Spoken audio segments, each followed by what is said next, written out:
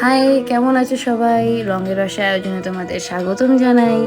এই যে দেখো, আমাদের বাড়িতে কালী পূজা হয়েছিল, কালী পূজার পরেই ব্লগটা বানানো।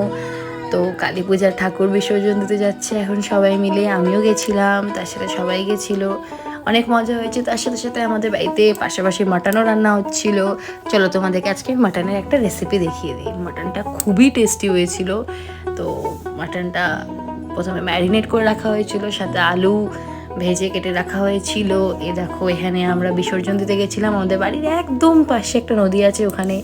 তো এইভাবে আমার হাজব্যান্ড আর আমার দেওর মিলে ঠাকুরটাকে বিসর্জন দিয়ে দিবে এখন। যতই বলো, মনটা তো একটু খারাপ হয় ঠাকুর বিসর্জন হওয়ার পরে। তো এই যে ব্যাস বিসর্জন হয়ে গেল, আসছে বছর আবার হবে। এবার সাথে সাথে পেঁয়াজটাকে ভেজে রাখা হয়েছিল, ম্যারিনেটেড মাটনের মধ্যে পেঁয়াজ ভেজে তুলে দেওয়া হলো। তো এরপরে অনেক মশলা বেটে রাখা হয়েছিল, ওগুলো এবার দিদি আলুটাকে ভালো করে ফ্রাই করে নিল। ফ্রাই করার পরে ফোড়ন দিয়ে দিল। ফোড়নে ছিল শুকনো লঙ্কা, তেজপাতা আর জিরে। এবার ফোড়নটা ফটাফট করে দিয়ে নেওয়ার পরে আমরা কি করলাম, যেটা রসুন ছিল একটু স্ম্যাশ করে রাখা, ওটাকে দিয়ে দিলাম। ওটা দিয়ে দেওয়ার পরে এবার পেঁয়াজ যেটা ছিল, পেঁয়াজ আমরা একটু এক্সট্রা করে সাইড করে রেখেছিলাম, ওটাকেও আমরা দিয়ে দিলাম। পেঁয়াজটা কিন্তু আলাদা করে ভেজে রাখা হয়েছিল, ওটা মাংসের উপরে ছড়িয়ে দেওয়া হয়েছিল। তারপরে আবার আলাদা করে পেঁয়াজ দিয়ে দেওয়া হয়েছিল গ্রেভি করার জন্যে। ওই পেঁয়াজটাকে ভেজে নেওয়া হলো ভালো করে। তো তারপরে টমেটোগুলো দিয়ে দেওয়া হলো আস্তে ধীরে। এবার ওটাকে সাথে ভালো করে ফ্রাই করা হলো until it turns golden brown.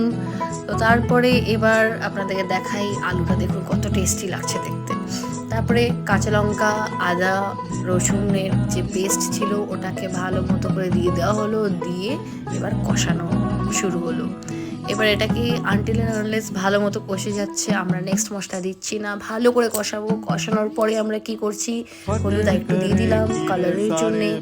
দেন হলুদ দিয়ে ওটাকে আমরা আরও ভালো করে কষাচ্ছি। লবণ দিয়ে দেওয়া হলো পরিমাণ মতো। এবার সবগুলোকে ভালো করে নেড়ে চেড়ে ফ্রাই করতে বসিয়ে দেওয়া হলো।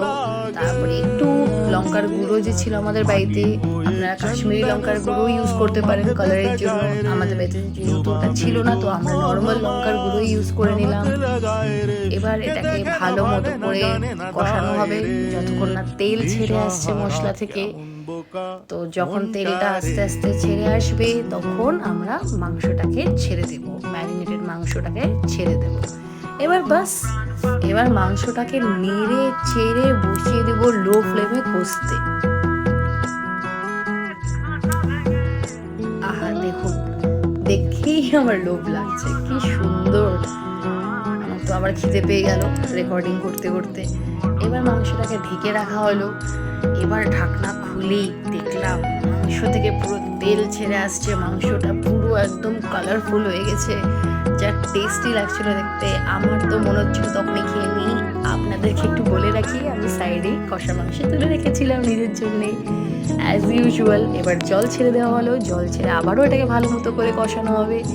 তারপরে এটা মানে যতক্ষণ না এটা একদম জুসি হয়ে যাচ্ছে, মাংসর ভিতরে যতক্ষণ না রস ঢুকে যাচ্ছে, ততক্ষণ আমরা এটাকে পুরো কষাবো লো ফ্লেমে।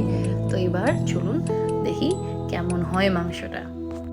আপনাদেরকে এটাও বলে রাখি যে মাংসটা ম্যারিনেশনের জন্য আমরা কিচ্ছু ইউজ করিনি, শুধু তেল, লবণ আর হলুদ।